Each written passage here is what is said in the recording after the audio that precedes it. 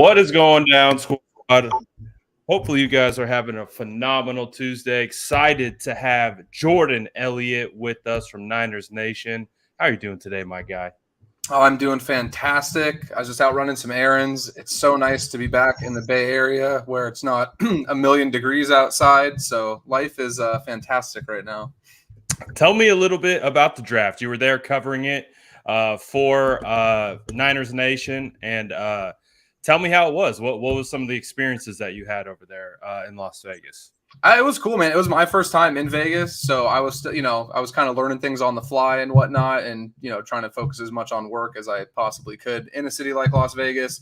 But it was really cool. The NFL did a really, really good job putting it together. All the fans that I spoke to, and there was a lot out there, really seemed to enjoy what they did. They had the draft stage and that set up. They were doing concerts after each round, each day, day 1, day 2, day 3. It was really cool. And it was really cool to see so many fans from every single fan base all in one area, mingling together, talking, socializing, and just coming together to enjoy football for a weekend. So it was a great experience. I know next year it's in Kansas City and it's in Detroit after that. With all due respect to those cities, I think the NFL would be really wise to keep it in Vegas as like kind of an annual thing and kind of lock it in there. Because it's kind of just like the combine was. Everything's so close together there that it makes it really easy to, get to your hotel and go get food and go to where you need to be for the draft. So it seemed like the template for something that potentially could be an annual event in the same place if they choose to go that route. And most of the people I spoke to there weren't going to be complaining about going to Vegas every year for this event. It seems like something people will be looking forward to. Right. I like how they did it. I like how they had like one of the stages kind of out there over the water. It was a pretty cool setup. So it's going to be interesting to see how Kansas City is able to match that, but we'll see how it goes. But before we get into a lot of the draft talk, let's talk a little bit about Deebo, and then we will transition into some draft talk. What was your thoughts? Again, we were kind of waiting to see if he was going to actually get dealt in that kind of first 10 picks. Obviously, he didn't. There were reports, of the offers that the Jets gave out, offers that the Detroit Lions gave out, I think the 32nd and a third. What's just kind of your overall thoughts of the entire situation, and now that we've kind of moved past it?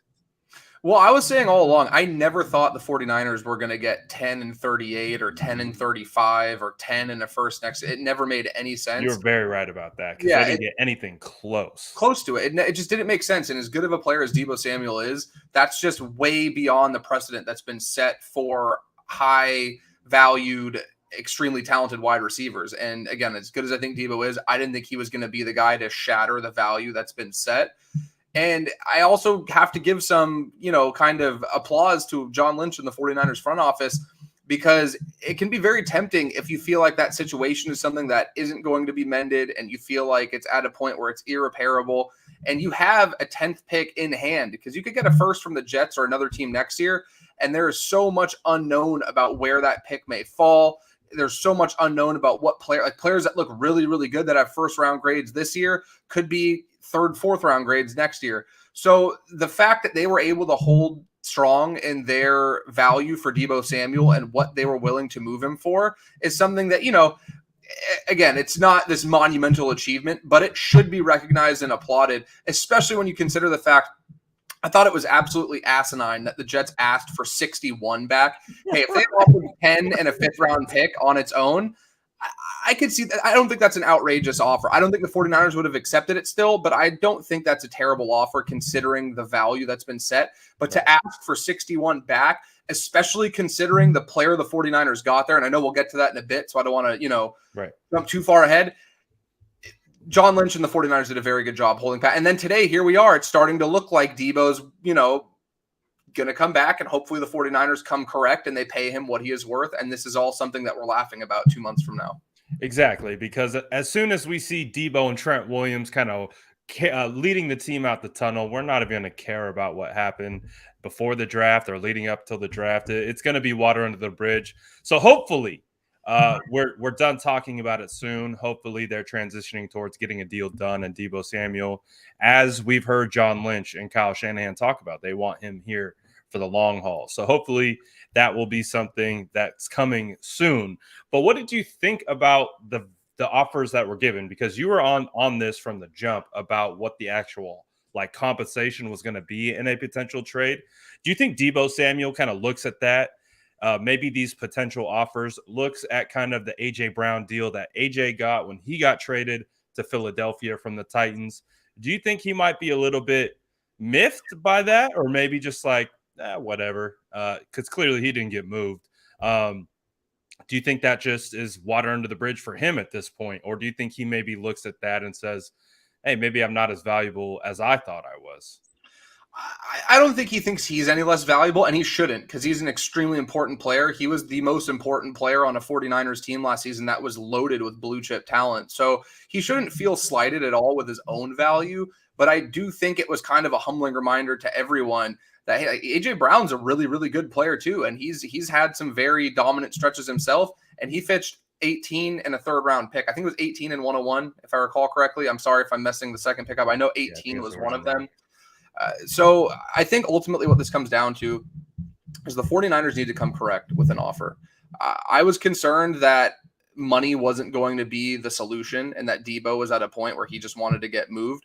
And even if he still feels that way, the 49ers do hold a ton of leverage based on the contractual obligations Deebo has, and the fact that if he does hold out, he loses accrued seasons, and the fact the 49ers could tag him beyond this season. So I think there's going to be motivation from both sides to get a deal done. But ultimately, the responsibility at this point falls on the 49ers to make sure that they're not playing hardball too much. And they just, again, the words I'm going to keep coming back to is come correct. Give the guy what he's worth. Move on. Give him a little bit more guaranteed than A.J. Brown got. Make the numbers, dress the contract however you like so that Deebo and his representation can come out feeling like they won. Even if it's just an optics thing, at this point, what are your other options? Get the guy back, get this all sorted out before OTAs, training camp, all this stuff comes along, and get ready to roll, man. You have a really, really talented football team going into 2022, and the last thing you want is one of your best players and one of the better players in the league still feeling disgruntled and like they were wronged when it comes to their value and the compensation they feel they're worth. I think the term come correct is absolutely perfect, and hopefully the San Francisco 49ers do that, and they can come to terms with Deebo Samuel. And again, we're not talking about this too much longer, but as we understand, it's going to be a fluid situation until the pen actually hits the paper. So we'll continue to talk about it. We'll continue to monitor it, but I do want to talk about the draft. That is the main reason why I wanted Jordan to come on here. Obviously, the San Francisco 49ers didn't have a first-round pick. That pick goes to Miami, or finds its way to Miami, in a bit of that three-way trade that happened last year where the 49ers found themselves at 3, taking Trey Lance. How did you see it play out? And obviously the San Francisco 49ers were able to take Drake Jackson out of USC edge. What was your whole feeling up to that? What was your whole thoughts watching the board kind of fall the way it was, and seeing Drake Jackson even being available at pick 61? What was kind of your whole thought process? Hey, man, it was a good day for me and my brand, because as the draft was unfolding, was like, hey, man, like Drake Jackson's falling. Like, you got to get him. Like, Drake Jackson's the guy. And it was the first time I can remember in a long time. I don't really count Trey Lance because there was so few options for them to go with at number 3 last year. But it was the first time in a while where there was an exact pick where I felt like I really had a good sense of where the 49ers were going to go. And they took the player who I believed was the best player available at the spot. So I felt really good watching them take Drake Jackson. And I think 49ers fans should too. And here's why. Drake Jackson is a player who has all of the desirable physical traits you're looking for as that prototype edge opposite Nick Bosa. He's a guy who, again, maybe a little bit need a little bit of seasoning. That transition may take a little bit of time as he's going from college to the NFL, but he's somebody who has all the requisite ability to develop into I think a Pro Bowl level player, not just a serviceable starter, but a genuine Pro Bowl level player. And the big thing with him that I'm going to keep coming back to is the dip and the bend that he has around the edge. Because that's something, as you know, Brad, we talk about a ton. It's why we loved Azeez Ojulari last year. It's really, really hard to teach that. For the most part, you either have it or you don't. You can win other ways rushing the passer, but when you have that just insane bend off the edge, we've already seen with a guy like D Ford what that does to a 49ers defensive line that already has Eric Armstead and Nick Bosa on it. So if you add this guy and you let him get in the lab with Chris Kosaric, Darryl Tapp. He's getting pointers from guys like Armstead and Nick Bosa. The sky's the limit. And to get that kind of value at the back end of round 2, I like this pick more so than any of the other picks the 49ers made. There's one other one we'll get to that came really close for me, but I really genuinely feel like this is a pick we're going to be looking back on in 3 years and going, how in the world did this guy fall to 61? And I think on top of it too, if he went to a different team at 61, I might not feel that way, but it's the perfect match when you consider how much Chris Kocurek and that defensive staff get out of guys with a lot less natural physical ability and a lot less traits. So then you start to think about what he can do with a guy like Drake Jackson, who has just that wealth of insane athletic ability. Again, the sky's the limit, man. This is a fantastic pick. It's been a very long time since I've looked at a 49ers pick in these middle rounds where I'm like, wow, did they just knock this one out of the park? Absolutely nailed it, because you would probably agree with me that it looked like Drake Jackson had a potential of kind of sneaking in to that first round, maybe 32, 31. Like he might have had a chance to get there. So the fact that he fell all the way to 61, the San Francisco 49ers did not have to trade up, spend more draft capital to go up and get this guy, even though they could have been targeting him the whole time. It just falls into their lap beautifully. And the things that you talked about, I pulled up one of the clips here on the screen, this is just some of the speed off the edge, right? And so with Drake Jackson, you see him kind of slotting into that like D Ford role, right? That we've been looking for quite some time. What do you envision that's going to look like, and what the, one of the main rotations of the defensive line is going to look like under Kocurek? I think immediately he's probably going to be slotted into more of just a pass rushing, specific role. And I don't think there's anything wrong with that. I think that the situation where, hey, if he can come out and he can give you base 3-down base defense roles as well, that's house money at that point. But immediately, if he's just able to contribute in a rotational capacity as he's getting up to NFL speed, as he's kind of learning the ropes at the NFL level, I think that is a tremendous value for where they took him. I totally agree with that he could have snuck into the first round thing. Last September, it's funny, I went and retweeted a tweet I had where I was talking to a buddy of mine on Twitter who is a big USC fan. And I'm like, man, the 49ers need to do whatever they can to trade up into the first round to get Drake Jackson. I'm a Cal guy. Brad's a Cal guy. We unfortunately watch a lot of Pac-12 football as a result.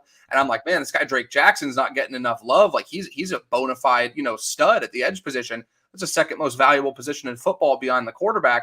So it felt really good to see that the 49ers saw something that maybe we saw a while back. And I just think that he's a guy who's going to come in and have that rotational role right away. But he has, again, he has the physical ability to be a every down defensive end. He's not just going to be solely a pass rushing specialist. I think there were some guys in this draft who slotted in pretty well. I think guy that went the pick, I believe it was directly after him, Nick Benito, is somebody that fits more of that mold where you bring him in on third downs. But, even remember with D Ford, a lot of the attention for D Ford or the memories 49ers fans have is him making, game-wrecking plays on third down. But D Ford was able to go out there and set the edge against the run on early downs and go out there and play on first and second down. And I think Drake Jackson's a player who absolutely can do that. It just shouldn't be expected that it has to be right away. And the 49ers have the depth to not have to throw him out there before he's ready, which is just awesome. I mean, we were both at training camp, Jordan, and we were able to pinpoint multiple areas, and it might not have been the defensive line. I think the defensive line is always one of the deepest groups on the entire team, and we'll get to the rest of the picks.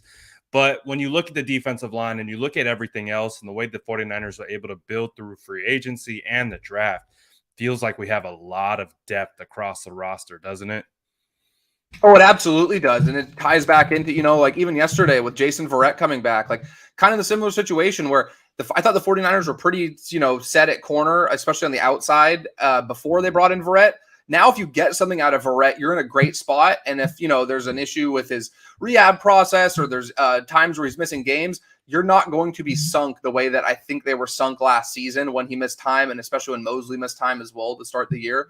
So the 49ers have done a really, really good job at insulating at positions that are going to be really important. Corner, edge, offensive line. They took a bunch of offensive linemen, and I love that mentality where you take all these players who have really, really good athletic traits. And you start having these camp battles where, hey, you might get a rookie who goes out there and just picks up the offense pretty easily, picks up the install, their assignments, and their physical abilities overshadow the growth spurts and the growing pains that come with being a rookie. So they've done insulation is a really key word when we're talking about the 49ers this offseason. They did the same thing with special teams. They've done a really, really good job solidifying the second and third wave of players on this roster, which is really important at the NFL level. I'm very pleased. I'm very pleased with everything, but we'll get into each of the individual picks and everything and how it came through. And I think your assessment of Drake Jackson is perfect. You don't have to put this guy out on base downs and pass rushing downs. We know the San Francisco 49ers love the rotations. They love to get tricky with it. We've seen how they shifted Arden Key into the inside. You could do similar things with Drake Jackson because he has that power as well. He's just not a finesse guy. He can do multiple things, but they don't have to have him do it 80% of the snaps, 90% of the snaps. They can bring him on at his own pace. And we've heard guys like Samson Ebukam had to kind of get acclimated to the scheme that Chris Kursarek runs. So with time, I'm sure we'll see that pay massive dividends, but it just feels like a phenomenal pick. And I think we can both agree there. Shout out Vish for the super chat. He says, "What's up, guys? Love the draft picks this year. Do you think we'll resign Bosa now? Could Drake be a replacement instead of paying Bosa?" What are your thoughts on that? I think that the San Francisco 49ers would pack up everything in their offices in Santa Clara and move to the Canadian Football League before they let Nick Bosa get away without extending him. So I think that it's going to be a complimentary piece, and I apologize for the over-the-top answer there. No, I mean, no disrespect. It's a totally fair question, Vish. I just think that Nick Bosa is such a good player that there's nobody that you can look at and view as they could get Will Anderson next year out of Alabama, who I think is going to be a generational pass rusher, and I still don't think that would be an adequate replacement for Nick Bosa. They're going to get that deal done. It's probably going to shatter the market for whatever. He's going to become the highest paid defensive player of all time whenever that deal gets done. He's probably going to get the highest guaranteed at signing of any non-quarterback of all time, and I think he's worth every single penny. So, no, I don't think that it's a replacement instead of paying Bosa. I think it's hey, we have a option B or a 1B even to Nick Bosa, because I think Drake Jackson, again, is a guy who can be a Pro Bowl level talent if he's able to tap into those physical gifts and they are able to get every ounce of the talent that he possesses out of him. He's a guy who can be out there. While he may not be Nick Bosa, he could be a guy as the second option that's better than, the majority of the NFL's first options at the edge position. So I think, again, it's just a organizational philosophy where the 49ers really, really value the edge position. And they really value the defensive line. If they're picking second, if they're picking third, 14th, 61st, doesn't matter. If they have the option to go defensive line with their first pick in a given draft, they're going to do it. And here, I can't fault them for it at all. I thought Drake Jackson was by far the best player left on the board when they selected. So again, I just think it's a situation where I've never heard a team complain and say they have too many good edge rushers. And when you're able to grab a guy like that at 61, you do it and don't look back. And we've seen how the 49ers have valued the trenches, and to your point, the defensive line, and they got their hands on an elite pass rusher who's young. Even though he's coming off the ACL, he's proven to be able to bounce back. 15 and a half sacks last season. So I agree. I can't imagine the 49ers even thinking of letting Nick Bosa walk out the door. And again, he isn't even a free agent. He's still under team control. It's going to be a little bit different of a situation compared to, like, let's say Trent Williams, where they were able to kind of, you had Kyle come over the top, be like, all right, we got to get this done. They have a little bit more time to be patient with it, but I do see Drake Jackson as a supplement to Nick Bosa and not a replacement. But it could be there. I could see that as well. I did want to pull up 49ers Throwback Super Chat just so we could say hi to Jordan. But the comment and question that he has, we're going to ask Jordan about this because these are two of his guys. So I do want to get his thoughts on this, but we're going to bring this back around once we get through some of these prospects. So shout out 49ers Throwback for the super chat. We did not forget about you, but I do want to move on to the very next pick, Jordan. And I know how you feel about the philosophy, but before we talk about the philosophy, talk to me about the player of the San Francisco 49ers taking Ty Davis-Price, aka TDP, with this third-round selection at pick 93. What were your thoughts on the player, and then transition that into your philosophy thoughts? I just think he fits what the 49ers needed. And I thought that the 49ers really did need kind of a big bruising back that they could, run between the tackles, that could take on a bit of punishment. And Elijah Mitchell was great last season, but I also think that a lot of the wear and tear he got was because he was put into a role that maybe isn't the best suited for him, where he's carrying the ball 20 times a game and being run into the ground repeatedly. I thought the 49ers really needed that big, strong physical back to complement the great production they got from Elijah Mitchell last season, to complement Jeff Wilson, who will be coming back this year, who I'm also, big proponent of. I think he's much better than he gets credit for. But when you look at TDP, two things stand out to me. So he runs like a giant 6 foot, 210-pound cinder block. He is literally running through guys' faces. And he's doing that in the SEC, where you do have, again, I'm not one of these people that's like, oh, the SEC is so much better than everyone else. But if you look at the athletes that are in that conference objectively and you compare them to other conferences at the collegiate level, you're going to generally have bigger, faster, stronger players. And TDP was, again, running through guys' faces. This guy is running north to south violently, inviting contact, and putting NFL caliber talent on their backs over and over and over. So when you think about the physical stuff, that's great, but this is where the kicker is for me. So TDP ran 4.48 40-yard dash, which at that size is pretty impressive. If you're running in the 4.4s at that size with that physicality, it's great. But the top end speed isn't what really sold me on this pick. It's the short area quickness and the initial get off. So 10-yard, 20-yard splits to me are just as important as the 40-yard dash. And with TDP, he ran a 1.53 10-yard split, which is the first 10 yards of your 40-yard dash, which is going to really show how quick you go from 0 to 60, essentially, right? It's really going to magnify get out the gates. Exactly, the acceleration that a player has. So he ran that at 1.53 seconds. Tariq Hill, who is one of the most freakishly fast change of speed, change of direction athletes I've ever seen in any sport, ran it at 1.50. So when you're looking at that and you're considering the size disparity and the fact that TDP had a get-off speed that was in the same ballpark as a player like Tariq Hill, this is when the imagination really starts to run wild. And you're like, wow, not only is this guy going to be lethal just carrying the ball out of traditional run sets out of the backfield, when you start to think about ways that Kyle Shanahan can design getting him the football, think about all the ways that we saw Deebo Samuel get the ball last year and how creative this staff got. They can do the same kind of things with TDP. And while, again, I don't like making comparisons one-to-one to Deebo Samuel because of how unique of a player he is, one thing that doesn't get talked about enough with Deebo Samuel is his ability to go from 0 to 60 or 0 to 100 and get to his top speed. While his top speed may not be, the fastest in the league, his ability to get to his own top speed really shines, which is why you're seeing him outrun these guys trying to set the edge and outrunning linebackers near the line of scrimmage. And his ability to hit that second gear is up there with anybody's in the NFL. And based on TDP's 10-yard split, I think the 49ers have a player where they can do a lot of the same things they did with Deebo with TDP. And while, again, I don't want to put the pressure on him of being Deebo Samuel 2.0, they can get very similar production from that player, which is why I think that this pick is totally fine at 93. I'm not looking at this as the 49ers took a running back at 93. I'm looking at it as they took a guy with freakish acceleration that runs through people's faces at 93. I don't care where you list him on the depth chart. You're spitting, my guy. Jago Crazy says, I will not tolerate any TDP slander.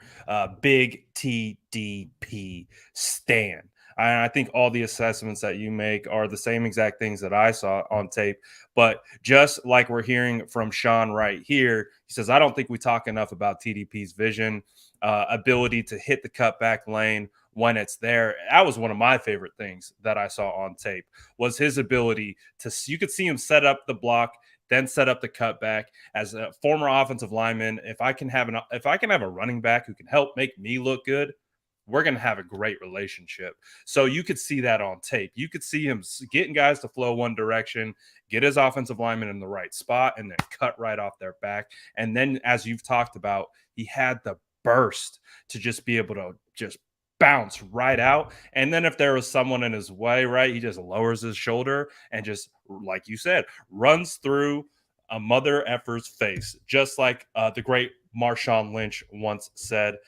So the pick, I think a lot of people were a little bit upset, correct, about maybe where he was taken. But I think when we look at the entire haul, we see the players that were taken at the end of the day. This makes a lot of sense, especially maybe with question marks with Trey Sermon, maybe with some of the injury concerns with both Jeff Wilson and Elijah Mitchell, right? So seems like a pretty solid pick.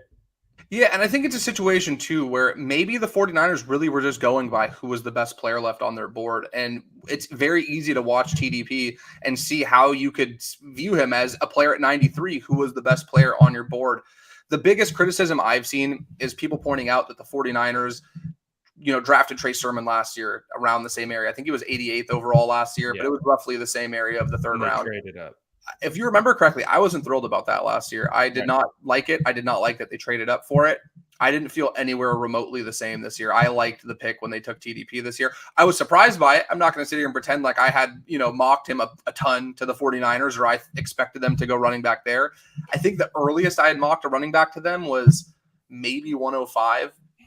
But ultimately, let's say hypothetically they don't feel great about Trey Sermon, right? And I'm just speculating. This is a pure hypothetical. I want to make that very clear. Hypothetically, they don't feel great about Trey Sermon right now. I think it's much better to correct that wrong and come back and not be afraid to take a swing on a guy early, rather than fall back on this, hey, we've gotten good production from undrafted free agents. We've gotten good production from guys in the 6th round like Elijah Mitchell. Let's just wait till later and figure it out. If you see a guy like this who, again, has that insane burst, has that physicality that you think can be a dynamic player in your offense, forget whatever happened last year or the year before. You focus on the here and now, and you take that player, and you have conviction in your own scouting and your own belief of how you project that player in your offense. So I do like the fact that they are kind of leaning back towards taking running backs earlier. Because if you remember correctly, there's a tweet that I sent out a couple months ago. I think I talked with you about it, where I'm like, I'd really love to see Kyle Shanahan with like a true star running back in this offense. An elite back. Just an elite back. And there's no disrespect to any of the guys they've had. I think that they've had a tremendous amount of success, and those guys deserve a lot of credit for it.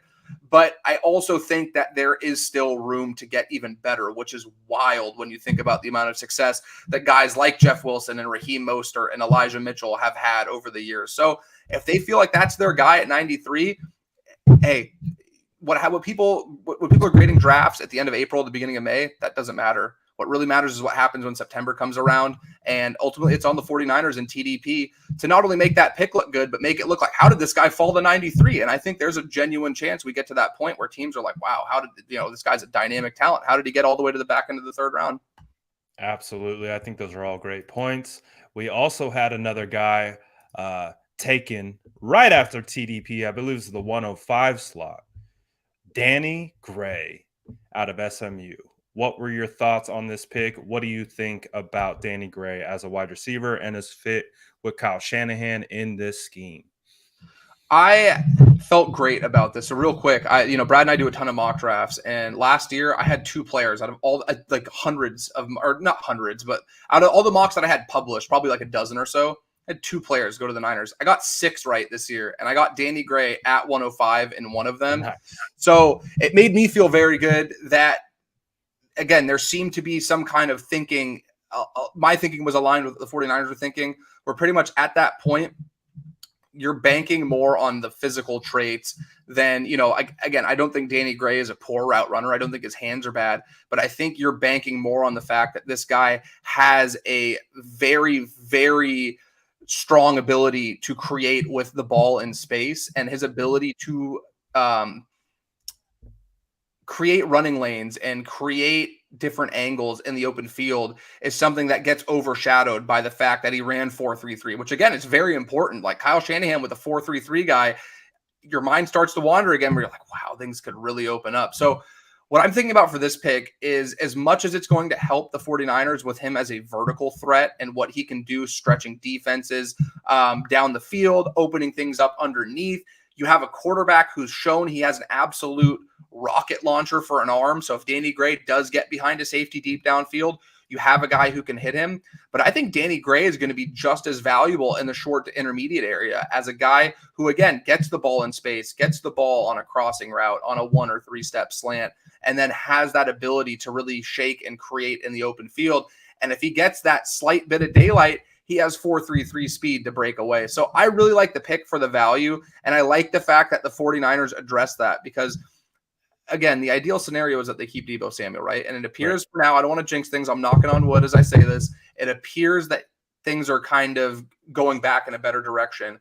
So then you're looking at a situation where you have Brandon Ayuk, Deebo Samuel, George Kittle, and then you have Danny Gray with 4.33 speed and that ability as a potential 4th option. You have a guy like Ray McLeod who can be used in more of a gadget role, who also has really good speed as well. The 49ers have got really, really fast on offense during this offseason, and I think that really complements the already tenacious physicality they had with guys like Deebo and George Kittle. So it just adds to the dynamic element that this offense already had, and I think, again, the pick right here, I felt really good about the first 3 picks. I thought for the value and where they were at, there was nobody that I was sitting there going, wow, the 49ers messed up big time by not taking this player. And last season, other than the Trey Lance pick, that's how I felt for the majority of the draft, where I'm like, oh, are you kidding me, man? There's a guy, he was right there waiting for you. Didn't feel like that at all with Danny Gray or the previous 2 picks either.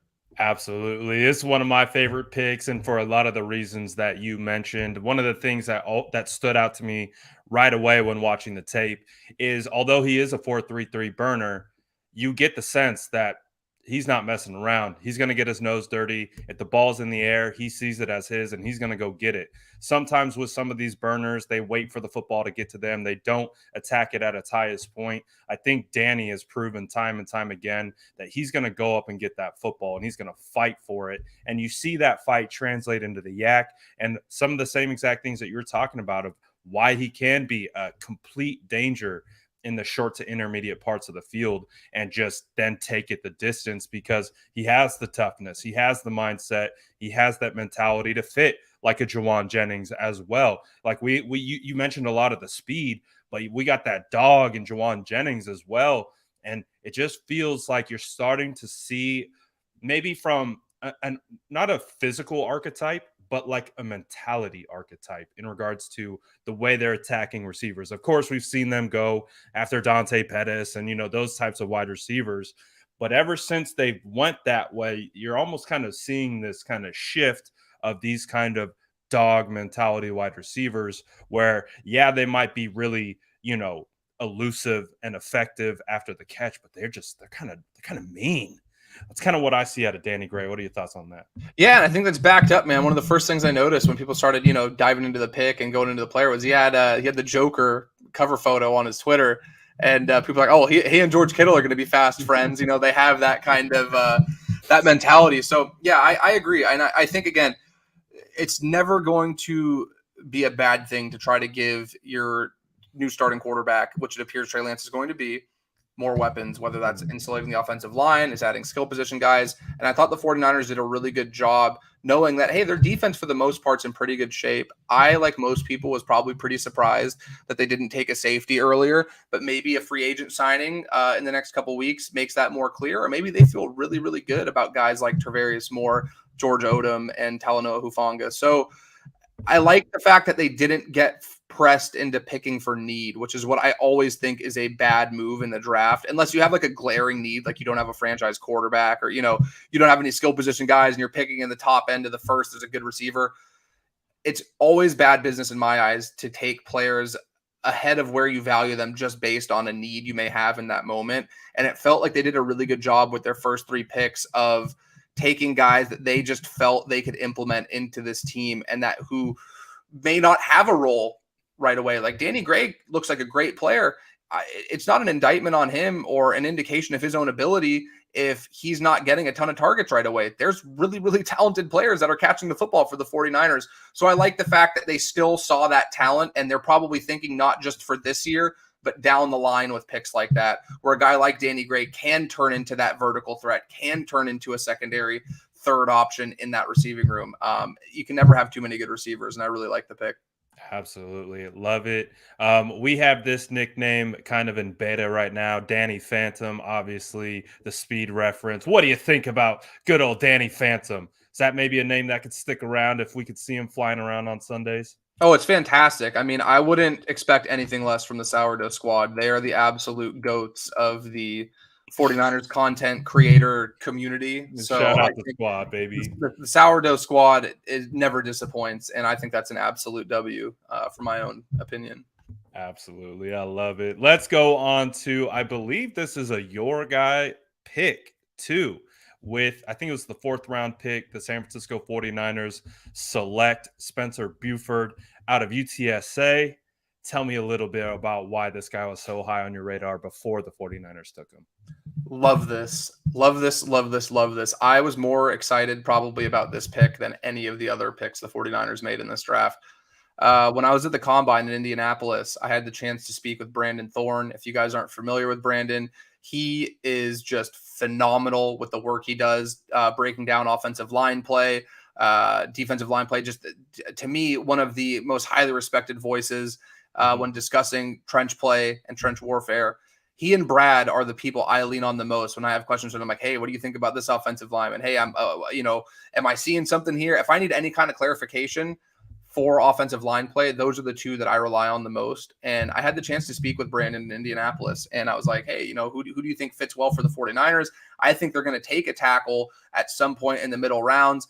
And among the names he threw out was Spencer Burford. So if Brad or Brandon Thorne gives me a name to watch, I'm going to start watching. And I immediately fell in love with this guy as a draft prospect. I'm like, oh my God, this guy he's physically imposing.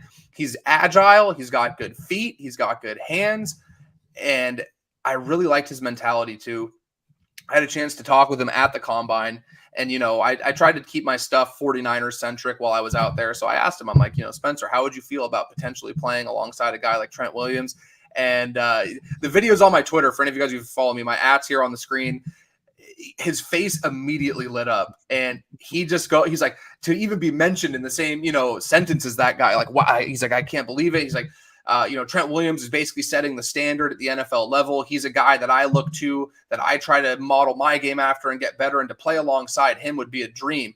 Guess what, Spencer? Your dream's now a reality. You're a San Francisco 49er, and you're going to be in the same offensive line room as Trent Williams, learning from one of the greatest to ever do it. So all in all, loved the player, loved the attitude even more. And I loved the just energy he gave off in the short interaction I had with him. I think he's a guy who probably has more of like a swing tackle, maybe a guard role right away, but I think could be a starting tackle for the 49ers. And especially if there's uncertainty around Mike McGlinchey, whether it be him pricing himself out, whether that injury kind of causes some disruption down the line, Spencer Burford's a guy that I think could be a starting level tackle in the NFL. And he also told me at the Combine that the 49ers brass that he met with there told them that they view him as a guy who could be a starter in the NFL. And they're not just looking at him as a depth piece. They think he could be a starter in this offense. So I'm not expecting it right away. I think it's more of a developmental thing. You give him some time to learn. But hey, he not only seemed willing, he was eager and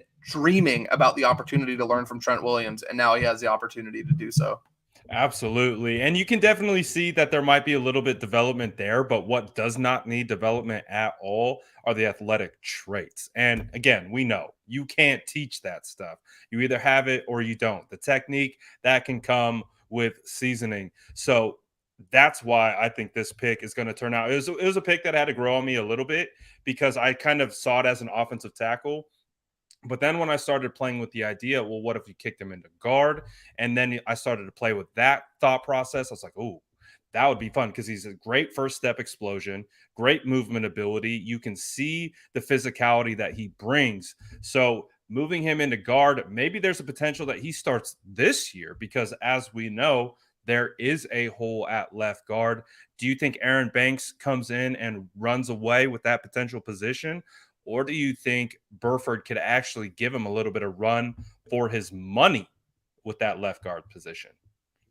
I think he's a great player, and he could if that's what they ask him to. I have no doubts whatsoever, but I think it's a lot to expect Shanahan to be rolling out rookies anywhere, especially if we're talking about the interior offensive line. So, I think they're looking at a position where, depending on what happens with Alex Mack, like, hey, like a guy like Donovan West could be starting on the interior. Aaron Banks is a second-year player, but he really doesn't have much game experience. So if he's out there as well, I'd have a hard time seeing them.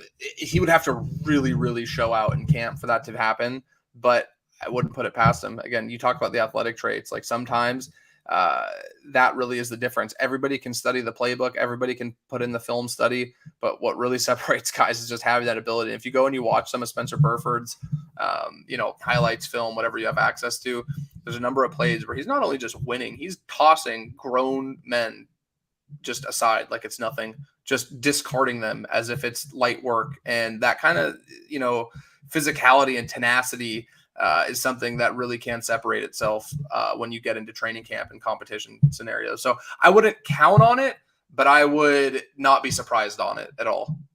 I think one of my biggest takeaways from kind of learning about him a little bit more was a video of him dancing and how agile. Well, you talk about dancing bears for offensive line all the time, being quick-footed and all that type of stuff. When I saw that guy dancing around and drop into like a split on the ground, I was like, okay, we might have got something here. So it's going to be very interesting to see. But again, we got your guy, so it's awesome to see. We also were able to come back around in the 5th round. The San Francisco 49ers were able to come get Sam Womack out of Toledo. Does look like he's going to profile to a nickel corner. What are your thoughts on the selection? Again, that would be kind of 2 nickel corners in the 5th round in back-to-back years. Obviously, they took Diamador Lenore out of Oregon last year. What are your thoughts on this pick? What do you see from the prospect? I admittedly was a bit surprised by this. I did not spend too much time watching Samuel Womack until the draft actually had happened and the pick had been made. I think just size-wise, again, he's somebody who does probably profile a little bit more as a nickel corner, but I don't have too strong a feeling either way. I'm going to luckily get the chance to watch him in person a bit before the season starts, so I'll probably be able to develop a little bit more of a strong opinion then. I don't like rushing to judgments based on, the limited amount of film I have seen. I do try to watch as much as I can, but there's hundreds of guys in this pre-draft process. Hard to watch everybody. So I admittedly don't have a strong opinion again either way, and I don't want to sit here and pretend like I do. But I will say what does stand out to me are the pass breakup numbers. He does appear like somebody who does have great ball skills and has the ability to really make a difference on those 50-50 contested balls. And again, the size thing, he does appear to profile as a nickel corner. So I wish I could give you more. I just don't want to filibuster with lack of information that I genuinely don't really have at this point. Hey, I'm kind of with you on that one. I've been trying to find as much as I can. It's a little bit limited, but you can kind of see some of the, things we saw to K1, right? Some of the things where he likes to get his nose dirty, likes to be physical, likes to get in there and make some plays. But like you said, we'll continue to see how it plays out. But it does kind of feel like it's Womack or potentially Diamador Lenore or maybe someone else at nickel. How do you kind of see that? Just the position overall kind of playing out? Well, the best case scenario for the 49ers is if Jason Verrett is back to his 2020 self, and then maybe you kick Emmanuel Moseley inside. But again, I would only do that if it's like a full-time thing. I don't like the idea of bouncing Moseley back and forth based on the situation, the down, the team. I just think that invites too much variable when you're talking about NFL players are so reliant on being, creatures of habit and being reliant on consistency. And I think you're just putting a guy in a bad spot when you are having them bounce inside, outside, move around. And there's some guys who do that. It's not impossible. I'm not sitting here acting like he couldn't do it. I just think you're putting the player at a disadvantage and you're not putting them in a position where you're going to get the most out of them. So I think the best case is Verrett's healthy. He's on the outside. Moses on the inside, and hey, maybe you do get to a point where, let's say the 49ers are playing the Rams and you really, really want Jason Verrett on Cooper Kupp. Cooper Kupp plays 60% of his snaps in the slot. If you're able to then kick in Verrett and have Moseley on the outside 2 games a year, I don't see any issue with that. I don't want them to get into a position where they were talking about having, Traverse Ward's going to be on the outside. We know that, but they were talking about having Moseley play on the inside and then on their sub packages, and having Ambry Thomas come in when it's, 3 wide receiver, 4 wide receiver sets. And then on base downs, having Moseley outside. Not a big fan of that. But with Verrett coming back, I think that it's much more likely that we get a situation where Moseley is the starting nickel corner And no disrespect to Womack, Diamador Lenore, any of these other guys. I've seen Emmanuel Mosley do it. I've seen that he has what it takes to be a starting NFL defensive back. So I would just feel more comfortable if he was slotted into that role. But I think the 49ers, again, this is a situation where that defensive back room, there's 3 spots where I'm really looking at for competition. The defensive backfield, the offensive line, and the defensive line. There's just so much talent and so much athletic ability that I think it's going to be really tough. They're going to have a good group of receivers too. I think that the top end stuff will sort itself out, but they're going to have some really tough decisions to make at cornerback. And again, I think it's just a situation where they really did a good job insulating that position group. And even if Womack just comes in and his contribution is pushing another guy to get better during camp, hey, if you get that value for a guy at 172, wherever the pick was, I don't hate that either. Absolutely. I think those are all great points. And with the next pick, the 49ers were able to go back to the offensive line. I know we talked about this in some of the pre-draft shows. We talked about thinking that the 49ers were going to draft 2 offensive linemen. They did exactly that. They selected offensive tackle Nick Zakelj out of Fordham in the 6th round. What were your thoughts on this pick? Or maybe initially or after you had a chance to kind of dive in a little bit? So you know what's funny is I actually knew more about Nick Zakelj than I did about Womack, which is like hilarious because he's from like Fordham and not many people are spending too much time watching FCS. I didn't know anything about this guy, myself included. So what really stands out again with him is the traits. And I know not everybody is a big fan of relative athletic score RAS, but Zakelj, if he's getting profiled as I'm seeing as a guard interior player, his RAS score of 9.83 ranked at 23rd out of 1,289 guards since 1987. So you're looking at a guy who has traits that are among the, I'm sorry, I don't know the math off the top of my head. Somebody else in the comments is probably much smarter, but a very high percentile of players at his position since 1987. So I really like the 49ers strategy. I was on a show last night and I kept harping on the fact that it felt like the 49ers were really, really banking on traits towards these later rounds. And they were really willing to take players who maybe are a little bit raw and maybe aren't ready to step in right away, but we're banking more on their athleticism. And I think when you're making picks in the 5th, 6th, 7th round, signing undrafted guys, why not swing for the fences? Like your odds of getting a, player that's going to be making a consistent impact on your team are pretty slim. It's hard enough to do it in the 1st round, but when you're talking about picks 172, 187, 220, swing for the fences, man. Find somebody that has those crazy good athletic gifts and mold them within your own system. And what I would finish this point on is the 49ers are a team that the front office gets a lot of credit for their day 3 selections, right? People talk about Kittle and Greenlaw and Elijah Mitchell. And while the front office and the scouting does deserve their share of credit, the people who don't get enough credit are the actual coaching staff, because you see them take these guys. The odds of them coming in and being that player right away are very slim. There's something that's happening along the way that's making them better, and their own work ethic and their own study habits play a big factor, obviously, but this 49ers coaching staff seems to get overlooked with how much of an actual impact they've had on these late round selections, blossoming into not only good NFL players, but like household names. Like that's really, really hard to do. So I think the fact that they have a system in place now where it seems like Adam Peters, Tariq Ahmad, and that front office is going to go scout high trait, elite athletic level players and then hand them over to Kyle, D'Amico, and that coaching staff and say, hey, we're giving you the ingredients. It's time for you to make a delicious dinner. You know what I mean? Trying to get some SF Diners references in here. I don't know. I couldn't think of a better analogy, but it really, I like the strategy behind that. If you know what, taking this really high ceiling athletic guys, because again, if you nobody cares if you miss on 5th or 6th round picks. And if you do, please go outside and touch grass, man. It's not that serious. So I think that the strategy that they're showing and the logic behind the picks has been just great. That was my biggest takeaway from day 3 was I loved the thought process behind the selections more than the actual selections. Absolutely. And I didn't know that about the RSA score. User 615 said that's top 2.2%.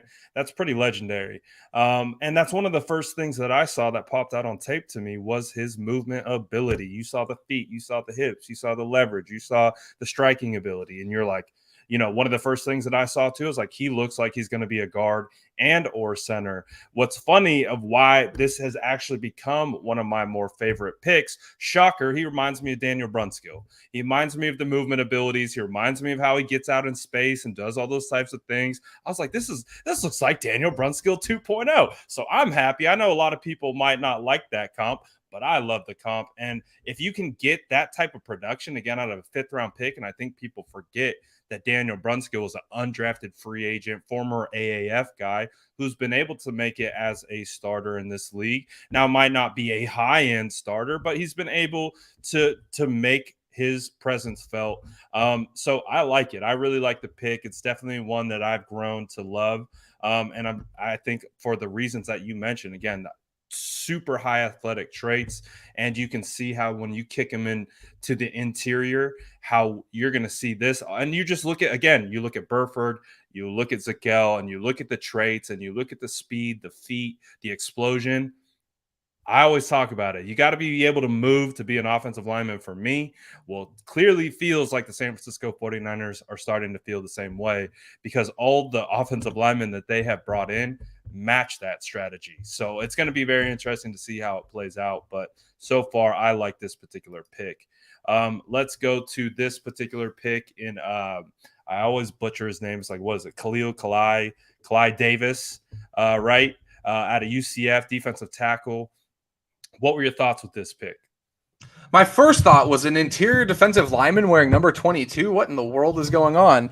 But no, on a serious note, I thought that he was a guy that just looked really good playing the 0 and the 1 tech. He was a guy that looked really good at nose tackle, and he was somebody who, again, I don't want to say a replacement because DJ Jones is getting $10 million a year from the Broncos for good reason. He's a very, very good player, but he reminds me a little bit of DJ in the sense of the build, the athleticism, the lateral movement, the ability to rip through that A gap. Yeah.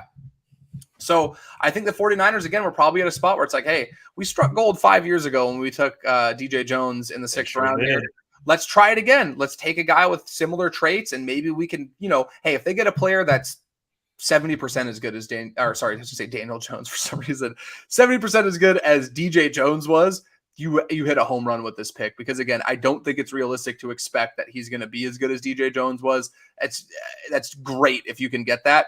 But if you just get a fraction of that with the value at 220, it's a great pick. And again, it felt like a situation where there's an ACL injury. Maybe the value you're getting a little bit more. I don't want to say that there's some Trent Baalke shades in that pick, but at that we're just happy it's not in the first 2-3 rounds. Exactly. Yeah. Hey, round. That's fine. We're fine with that. You're at 220 at that point. You just, you know what I mean?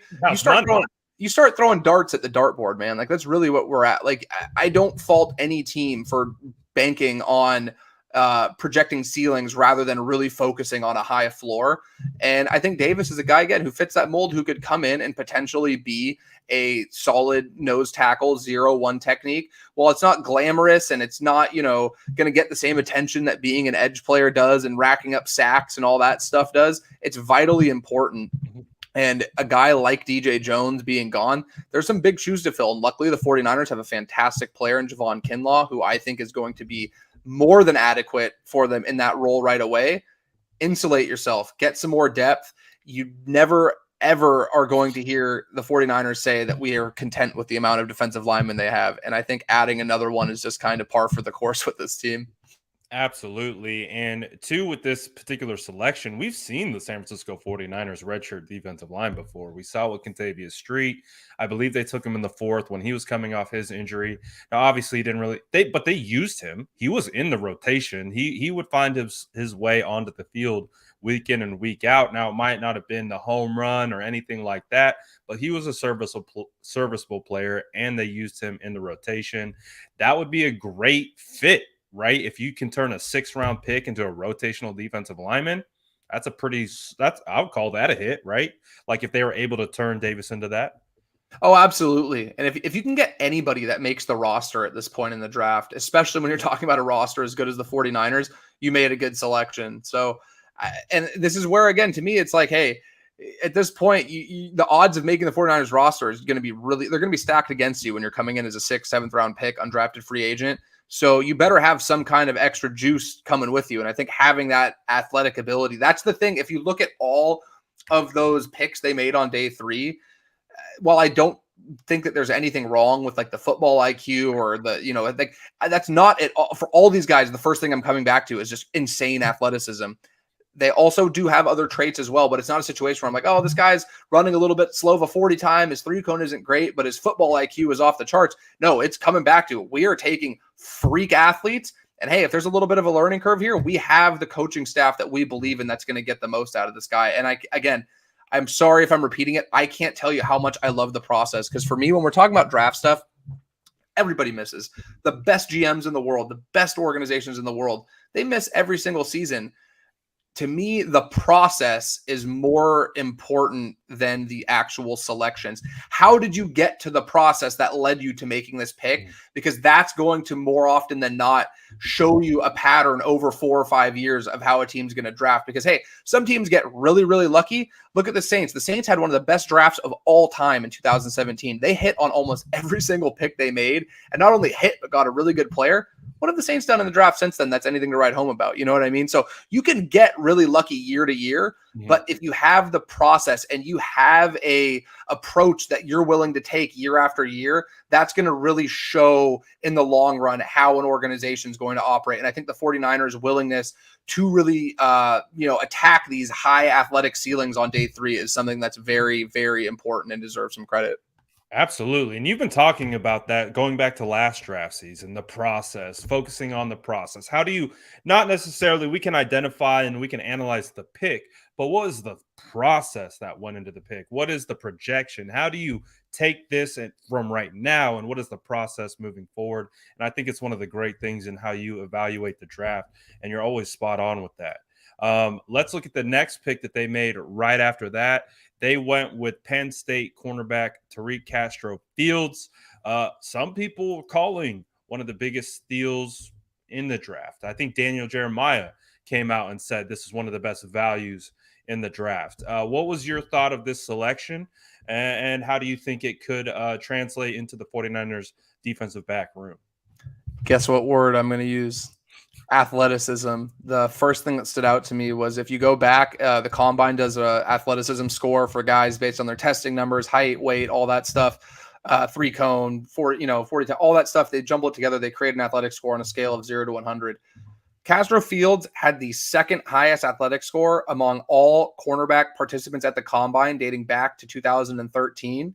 And the only player who had a higher score than Castro-Fields, Jason Verrett. So to me, you're getting a guy who has that great athletic ability, runs 4.38, had some really, really impressive reps I saw from the Senior Bowl, did a good job fighting through the football with his hands, did a good job pressing near the line of scrimmage. And again, it just comes back to, I think the 49ers have a player where, hey, you get them in that defensive backfield, you get them working with these guys.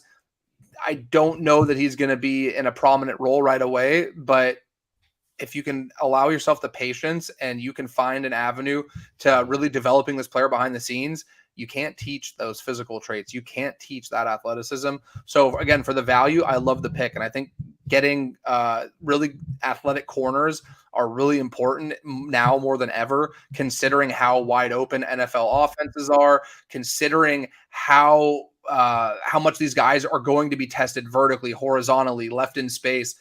You can teach a guy film study. You can teach a guy tendencies and all these things. You can't teach a guy to have the second highest athleticism score behind Jason Verrett. And now the 49ers have the 2 highest athleticism scores since 2013 in the same defensive backfield. So 221. There's a process, right? There's a process. It's a process. And that's, again, what it always comes back to, because, again, teams are going to miss. And this is what's cool is right now, there isn't a single pick the 49ers made where I'm like, I don't get this, man. I don't think this guy is very good. Why did they do this?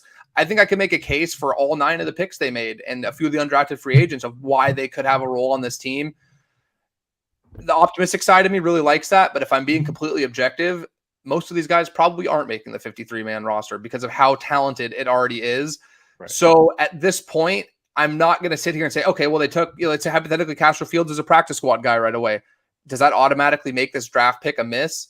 No, because they have a process. They stood by it. And Emmanuel Moseley was a practice squad guy. He was an undrafted guy who was on the practice squad.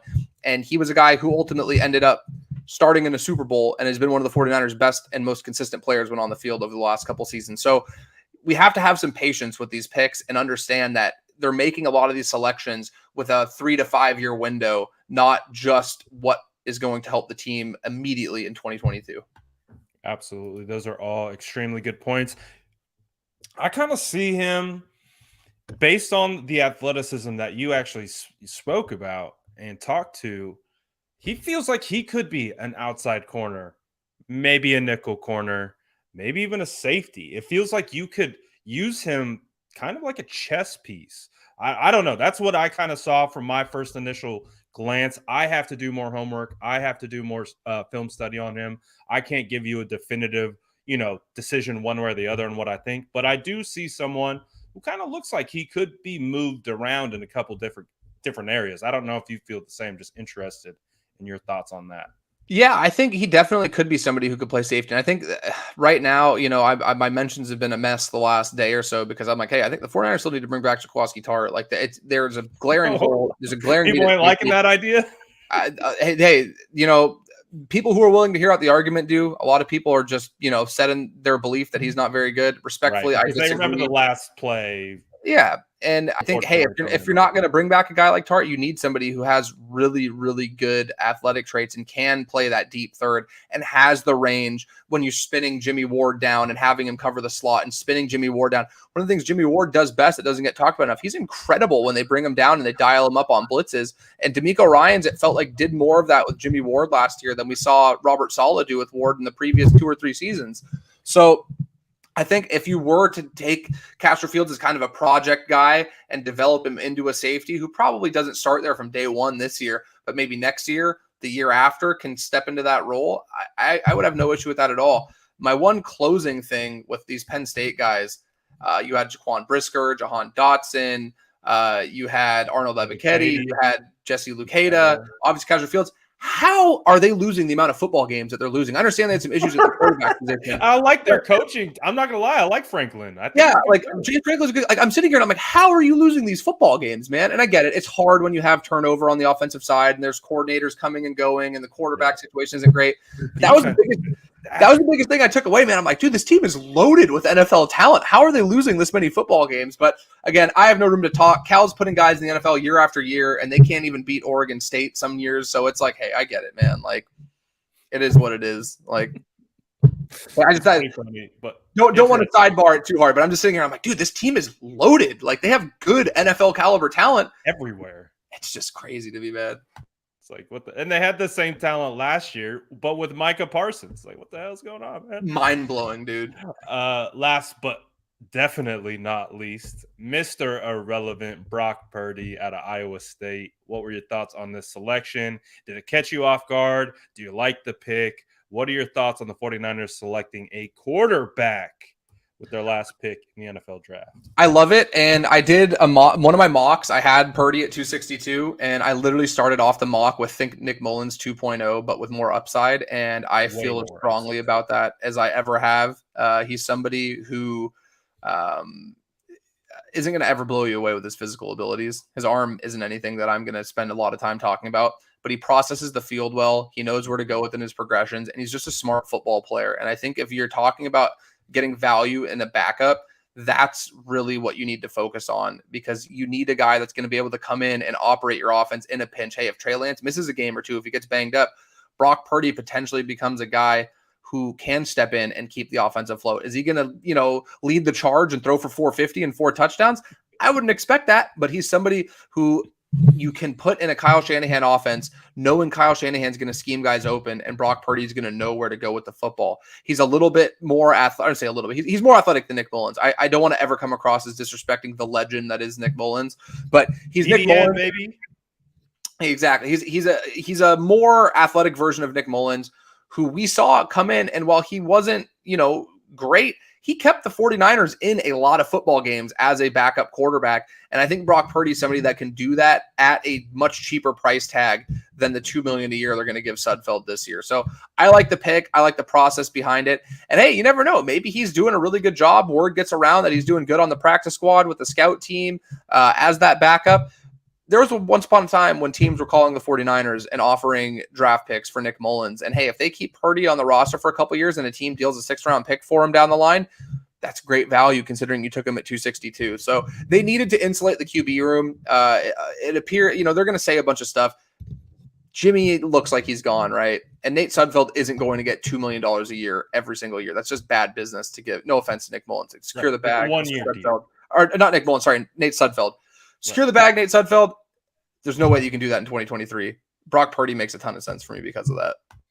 Absolutely. And we know the 49ers, they go into camp with 4 quarterbacks, which they have now with the Brock Purdy selection.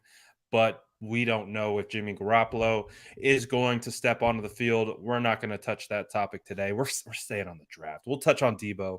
We're not going to talk about Jimmy right now. But with Brock Purdy, I agree. I think I loved it. This was a guy that I actually, because if you remember, we were at the combine together, and Chase Allen, the tight end, when he was running through drills, I was like, who is that guy? I was like, I'm very intrigued by that particular prospect. So when I went into the tape, started watching, I was like, well, who's throwing him the football? It was Brock Purdy. And I came away pretty impressed. And so the fact that the 49ers were able to take him with that last pick, again, they're going to need 3 quarterbacks. We don't anticipate Jimmy Garoppolo will be there.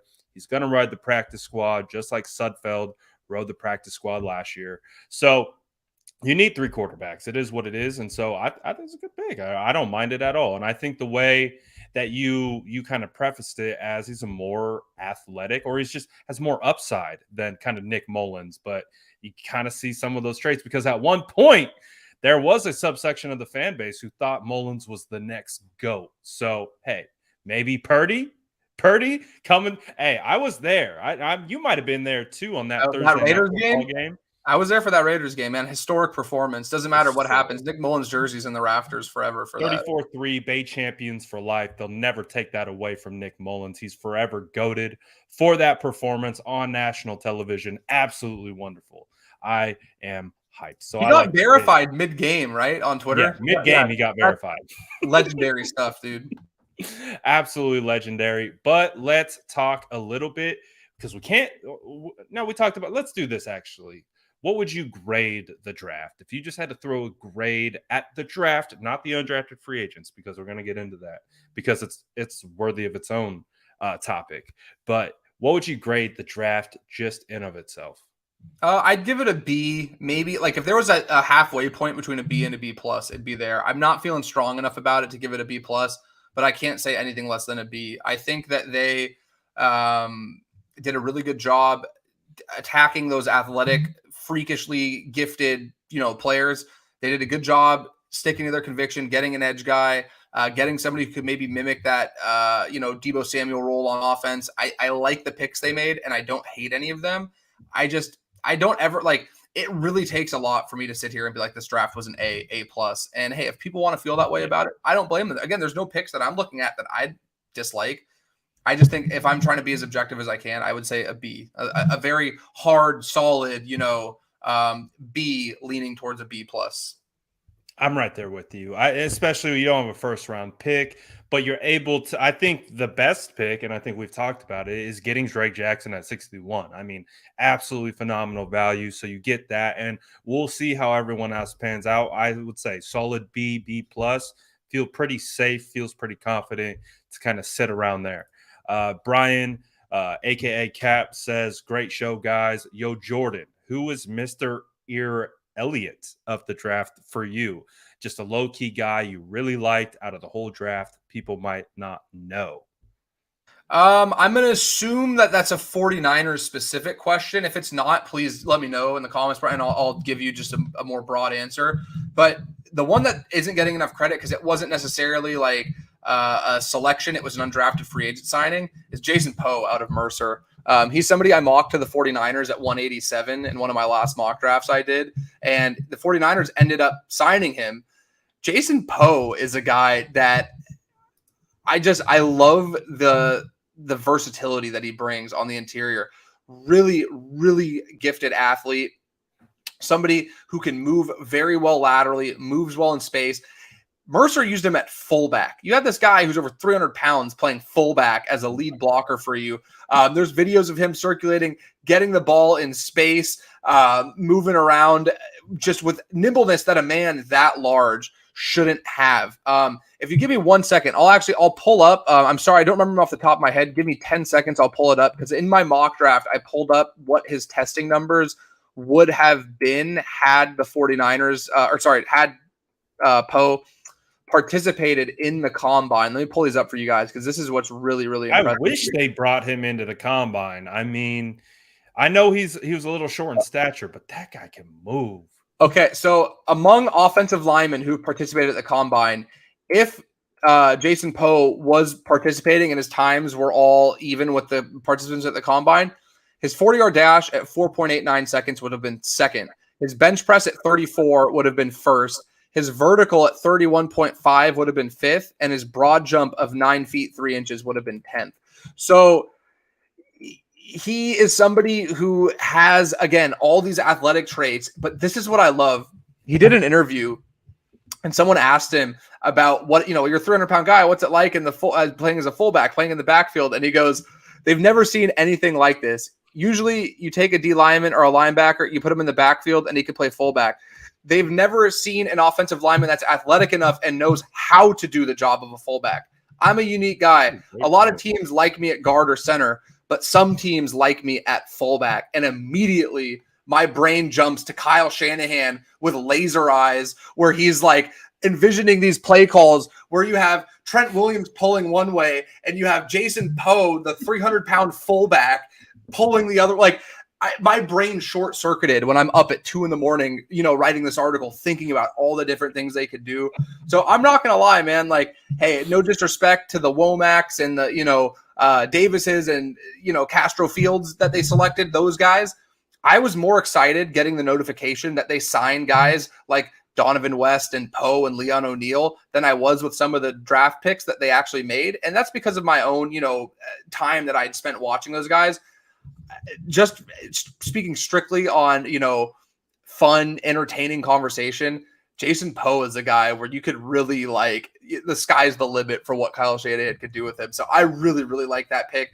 He's someone for me who didn't get enough credit during the pre-draft process. And, the 49ers had him in for a top 30 visit, which is pretty unique considering he was a guy that ended up going as an undrafted free agent. The 49ers flew him to Santa Clara and had him visit Levi's Stadium and meet in person. So they clearly saw something they liked. And I do think that he has the skills as an interior guy to do it.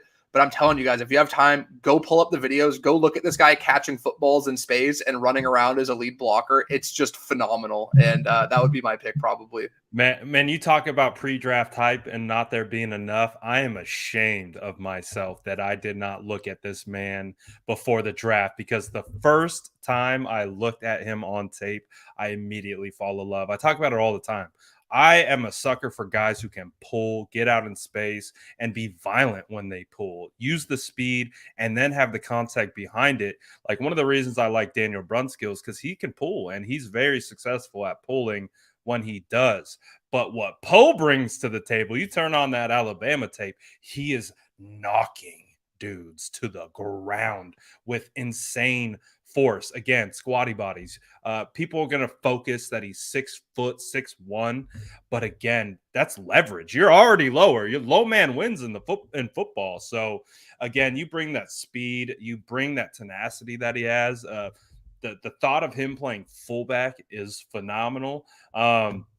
Again, I wish I started watching him before the 49ers had him, because I would have been right there with you on that hype. He is a prospect that, like, instantly I was like, oh my gosh, I love this guy.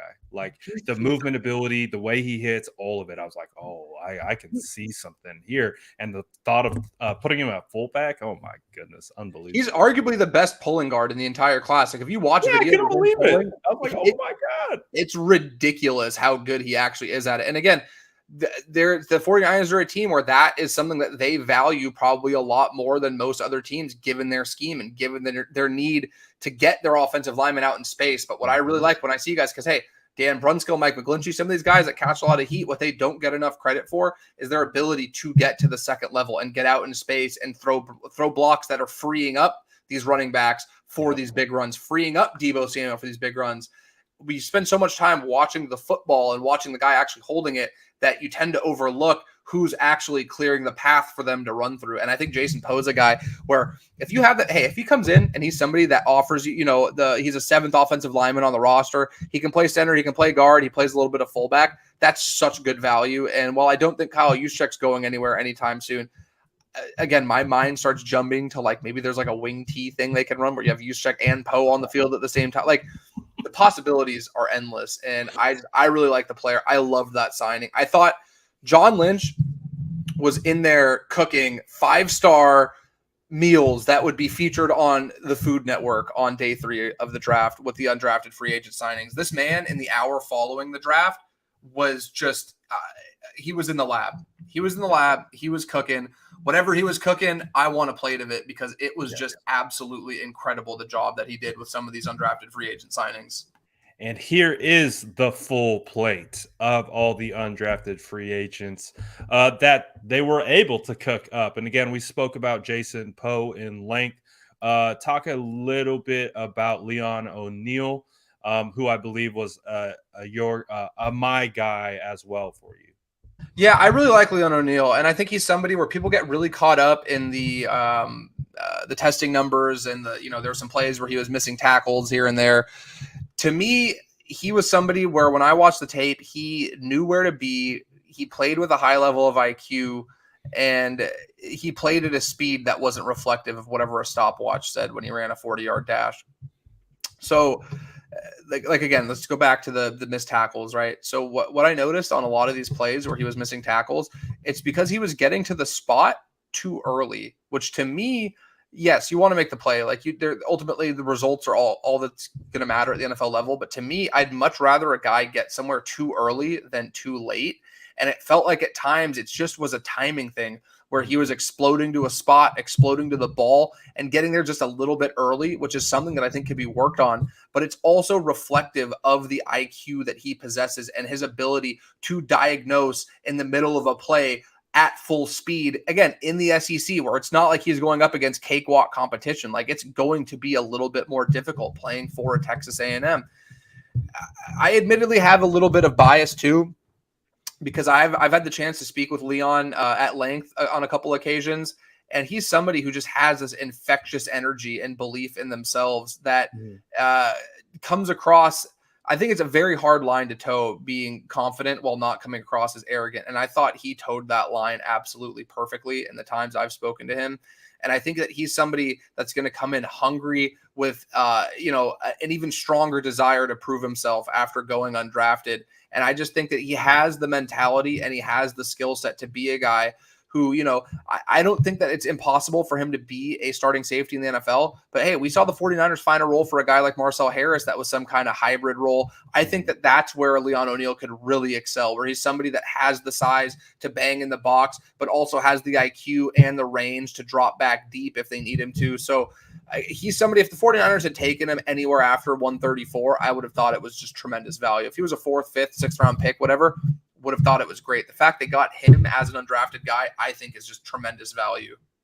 They got lots of good value with these undrafted free agents. Of course, they got my draft son, Donovan West. But again, Jason Poe, Leon O'Neal, West, these are guys that we would have been thrilled if they took them in the mid rounds. The fact that they were able to come around and get them, again, as undrafted free agents, just feels like immense value. And when you look at the entire body of work, again, people were kind of miffed at them taking a running back at 93. But when you get past that and you just look at the prospect and, again, the process that leads into it, this overall body of players and talent pool that they brought in feels like you're going to get a couple guys potentially in this undrafted free agent class that has a chance not only at making the roster, but could be potential starters maybe 2-3 years down the line.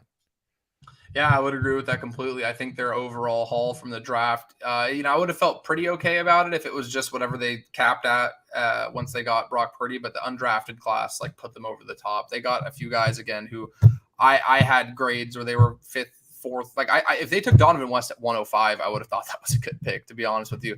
So maybe it's my own misevaluation there, but the fact they got him as an undrafted guy, and they made a very strong commitment when they gave him $100,000 guaranteed on that undrafted deal. I just think it's tremendous. And Donovan West was a former teammate of Brandon Ayuk's. Very familiar with Kyle Shanahan's scheme. I got to talk to him at the Combine as well. If you guys go to my Twitter, I have videos uploaded from Leon O'Neal, from Donovan West, talking about 49ers specific stuff. So if you have any interest in that, definitely put it there. I've been slacking on my YouTube stuff, but I'll try to get them up there as well for anyone who wants to watch them. But yeah, I think they did a great job signing their undrafted guys. Do you have any sense of why West slid out? Because even as you mentioned, Brandon Thorne, someone that we both hold in the highest regard in regards to offensive line evaluation, he had a 4th-round grade on Donovan West. Do we know why? Have we heard anything? Is it maybe what do you think? I haven't, and I don't know if it's medicals either, because the 49ers gave him $100,000 guaranteed. So Right. To me, this is like an episode of Unsolved Mysteries. I have no clue. This is like a couple people have asked me, hey, why did you go and draft him? Like, I honestly wish I could tell you, and I honestly wish I could pretend like I have any semblance of an idea as to why. If he had fallen to the 5th or 6th round, I'd be like, okay, maybe some teams just don't value a center not named Tyler Linderbaum that high. But I genuinely can't think of any reason, Brad. I honestly am struggling, and I've been trying to, kind of come back and think about it, and then come back with a, clear mind. And is there something that I'm overlooking here? I don't know what it is. I think that it's just a situation where a guy that's really talented fell. And hey, there's good undrafted centers in the league. David Andrews in New England's an undrafted guy. I don't know how the hell he went undrafted when he did. So, at this point, I think until proven otherwise, I'm just going to sit here and think the 49ers got really lucky. They got this value for him, because just because he went undrafted, I'm not willing to sit here and fall back and backtrack any of the scouting I did on him and the belief that I had in him as a player. And hey, if you get to training camp and he's just getting abused and he's getting tossed aside and not very good, maybe we know why. But until then, no reason to not be optimistic. Absolutely. And of course, it's a pick that, if I think Karan said this, he's like, man, if you just took, Donovan West, you put him at 93 and TDP was undrafted, I'm sure you'd feel a lot better about this. And I was like, yeah, you're probably right. I'd feel pretty damn good. And so, again, you take a step back and it's like, again, we got the players. At the end of the day, it is who it is. And we're not going to focus too much on where they were selected. We're going to focus on who comes in. The only thing that I could say from my own personal evaluation, obviously you and I were at the Combine, and I was locked and loaded on the offensive line prospects when they were out there. And the only thing that I could really think of, again, when you're looking at your Dylan Parhams and you're looking at all these monsters that are just physically gifted and built, your Trevor Penning, you and I were chirping at, you were saying something to him before he was going to run his 40 and he's like, oh, I'm going to go be better than it this time. Like we were we were that close to these guys. And the only thing that I could take away is Donovan did look smaller than I anticipated. He just looked a size down, a little bit smaller than I would have anticipated. But again, that doesn't change at least what I've seen on tape. So that's really the only thing that I could maybe point to, is maybe he came across being a little bit smaller than they anticipated. But we'll see. Overall, anyone else from this particular group that stood out to you as undrafted free agents? What are you kind of thinking about that? Yeah, I like Tay Martin. Tay Martin's another guy I definitely would keep an eye on. I think can be pretty good. Admittedly, haven't gone too deep watching everyone else. It's been hard enough just catching up with, the Niners made 9 selections in the draft. They had three undrafted guys who I think are kind of separating themselves in West, O'Neal, and Poe. But yeah, I would say Tay Martin's probably the other guy that I'm really intrigued by. Absolutely. I would agree. Same with Tyseer Mack. I don't know why. Right when I looked at him, I was like, you give me Kendrick Bourne vibes. I don't know what it is. So it's going to be interesting to see how this particular group, who's going to be the shining star of this undrafted free agent group. But what would you give the overall grade to this just the undrafted free agents that the 49ers were able to get? A+, two A+. Yes. 3 pluses on the end. Yeah. Whatever the maximum grade that you can give, I'm giving just because they got whatever the maximum grade is, and then just add on a little. Add more, yeah, like 11 out of 10 is what I would give this. Absolutely. It was a phenomenal group. So then kind of taking that entire thought process, the undrafted free agent group, the draft class, putting it together, where do you land with the overall draft grade of both drafted, undrafted free agents? B plus right now. I think that they did a good job. If you consider the fact they didn't have a first round pick and where if you focus solely on the 49ers, I think it's a B plus. Absolutely. I think that's definitely fair. I would agree. A minus, B plus, right around there. Feels safe. Feels like the 49ers came in with a beautiful haul of talent. I had seen someone ask where to find your YouTube channel. I'm trying to find the comment, but tell the good people where to find your YouTube channel, where to follow more of your content, where they can read more of your stuff. My YouTube is just Elliott Sports. It's the spelling you see on the screen there, and then sports. I don't think I've done a video in like 2.5 weeks. I don't think you guys understand how much goes into what Brad does every single day. I don't want to make excuses for my own lack of video content right now, but it takes a lot to stream every day. And I already have writing obligations, which are always going to be my priority. That's my duty to SB Nation is to make sure that I'm getting out written content.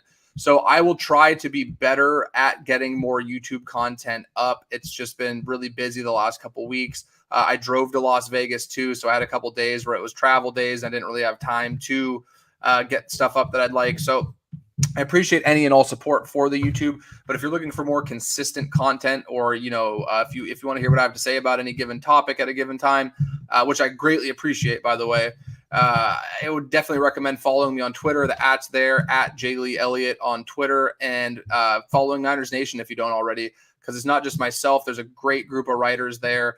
And as much as I want to get my YouTube up and going and get in a consistent rhythm doing that, my priority is still going to be the written work through SB Nation. And unfortunately, right now, I just haven't had time to do both. And I have my writing obligations that I'm being paid to take care of week after week. So if you want to see me, see what I have to say, that's where I would definitely recommend. And then again, I will try to be better at getting more YouTube content up. I'm hoping when Brad has some time, I can have him on, come to my side for a little bit, hang out on my channel. I like being on the other side, not asking all the questions all the time. It's kind of nice. Yeah. So I'm just at the point where, and I'll try to get something up. I see Hendrix talk. We talk about tacos for like an hour on one of my lives. Saturday nights, I was doing some where we kind of just drifted off football, and we're getting to the point of the off season where there's, going to be a lot of anything goes now. Yeah, there's going to be a lot of airtime. So I'll try to get some up. So if you go and see, I don't fault you if you're like, oh man, this guy hasn't posted a video in 2 weeks, I'm not subscribing to this. But if you do, I greatly appreciate it. And just know I'm going to try to do my best to get more consistent posting. Just again, appreciate what Brad and guys like, Jason Aponte, Andrew Pasquini, and these guys that are out here doing this every single day, 4 or 5 times a week. It's much more difficult than even I had anticipated. I'm like, hey, just get in front of a camera, start talking about football. You do that a couple times a week. Dude, there's a lot that goes into this. So just throwing that out there for whatever it's worth. This man's out here. I see him going live 3 times a day, 7 days a week. That's very difficult to do. Shout out, my boy. I appreciate you. I didn't get to this one, and I apologize for getting to this so late. Sorry, wide receiver Nate. I apologize. But he does say, will Niners take a shot at JC Tretter? They should, and somebody on Twitter was saying something about it, and JC Tretter's dad was going through liking all these posts about the 49ers taking a shot at him. So did he like the 40? I thought it was just Vikings. He liked 49ers too? I swear I saw 49ers. I saw a ton of Vikings. Okay. That's how I saw it, but I didn't know he did 49ers. Maybe he's just like anybody who's going to anyone. I can't blame him. I would do the same if I was a dad. So the fit makes sense, and especially if Alex Mack doesn't come back, it's kind of a similar scheme. It's not 1-to-1 what Stefanski's doing and Shanahan's doing, but there's a general feel for a lot of the same concepts, especially if we're talking run game stuff that they're doing in Cleveland that they might be doing in San Francisco. I think that it's it's something that makes sense depending on whether Alex Mack comes or goes. If Alex Mack decides to play for another year, I think that's their best bet at this point. And then you have a guy like Zakelj or a guy like Donovan West learning from a guy like Alex Mack. But right now, there's not really. Yeah, there's not really much clarity about what's going to happen. So if Kyle really likes veterans at the center position, I would be shocked if they started a rookie center from day one. So if it's not Mac, Treader makes a ton of sense. And he's a really, really strong locker room guy as well. And I think the 49ers are always going to be willing to take chances on guys who are good for the culture. If you had to throw a percentage chance on Mac retiring, what would it be? I was feeling like it was like almost a foregone conclusion that he wasn't coming back leading into the draft. But the fact they didn't really sink a high pick into a center makes me believe that maybe he kind of is. I'm still going to go like 75-25 that he hangs it up. It seems like he's getting to a point where he doesn't. But then again, what happens with a lot of these guys is right now they're spending time with their families. They're like, hey, I've done it. I'm over it. And then when training camp, OTAs, the preseason rolls around, you start sitting around your house and you're watching inside training camp access or whatever you're doing. You're getting texts from buddies and stuff like that. You're tired of gardening. You're tired of cleaning up your house after the kids all the time. Maybe I need to get back out there. You get that itch to come back. I'm sure if you ask Joe Staley, if he had the ability to go back, I guarantee you he still has times where he misses the game of football. Retired if it wasn't for the injuries. Exactly. So I think that maybe there's a situation down the line where Mac, gets that urge to come back and play. It's really hard. These guys, people get so caught up in, they're getting millions of dollars to do this. Yeah, you get paid millions of dollars, but you have to have some level of love for the sport of football to take the beating that these guys take year in and year out. And I think that Alex Mack is somebody who loves the game of football. And maybe 3 months from now, he feels differently than he does today. But if I'm guessing today, I think it's more likely than not that it's time for him to hang it up. Not time for him to hang it up. It's time that he's decided it's time for him to hang it up. I don't want to have that misconstrued, especially for a Cal Bear alumni. I don't want there to ever, people be like, hey, that guy Jordan Elliott said it's time for Alex Mack to hang it up. That's not at all what I was trying to say. Just want to clarify. No, we want him back. We saw the impact that he had to the entire offensive line. Again, remember 2020? What was wrong with the offensive line? We didn't have a center. And then all of a sudden you just plug Alex Mack right into the middle, kick Brunskill back to right guard. What were they, top 5 in most metrics for the offensive line? And you can point to Alex Mack being the catalyst for why that happened. He was the glue that brought the offensive line together, and that's what you need. So that's why we want him back. But we'll see. We understand either way. But I don't want to take up any more of Jordan's time because we have a history. We could probably go on for about 3 hours if we wanted to. So thank you, Jordan, for hopping on. Again, make sure you're following Jordan right here on Twitter at his @. Go type in right now, Jordan Elliott Sports into YouTube. Hit that sub button on his channel. Like he said, he's going to be coming back with some more content here pretty soon. Again, analysis was on fire today. Thank you so much, Jordan, for hopping on. Any last words to the faithful Sourdough Squad before we head out of here? Yeah, I forget what I was watching. I was watching I think it was the 49ers press conference they had last week with John Lynch, before the draft. And I saw a ton of SDS in the comments, and I was like, man, these guys they're outside, man. They're everywhere. So just wanted to show some love to the SDS, and thank you to everybody who cares to hear what I have to say, man. Krumal, thank you so much. I hope I'm pronouncing that properly. Hendricks, Jesus, a lot of these guys that I see. I know I saw Bryant in here earlier. It's good to see you guys, and I'll try to get something going for my channel as well, but thank you for caring about what I have to say, and thank you for supporting Brad. Brad is a fantastic person, and I promise you, it may not seem like much, but the amount of work that I don't say it doesn't seem like much, but it may not seem like it's that taxing to do YouTube videos and stuff. It's extremely taxing, and the amount of work that this guy puts in and day out to get content out for you guys, I just hope you know that it is much more than what you may see on the surface. So shout out to you guys for supporting him, because I know it definitely makes it much easier when you have good people in your corner, and especially when you have an entire squad. So, throw up the bread emojis, and I hope everybody has a good day. And one last thing, go Warriors, man. I know not everybody in here is a Warriors fan. The Golden State Warriors play basketball tonight. Go Dubs, man. Go Dubs, always. Always. Shout out, Coach. We see you, Coach. Shout out to SDS. Thank you guys, as always, for supporting. Make sure you go support the Sourdough Kid, Jordan Elliott. Get on there, smash that like button. Make sure you're subbed to his channel. Make sure you go follow him. And, of course, go Dubs. Let's go. Appreciate everyone. Thank you all. We'll see you guys next time. But until then, it will be phenomenal. Appreciate you all. Hashtag breadwinners. Let's go.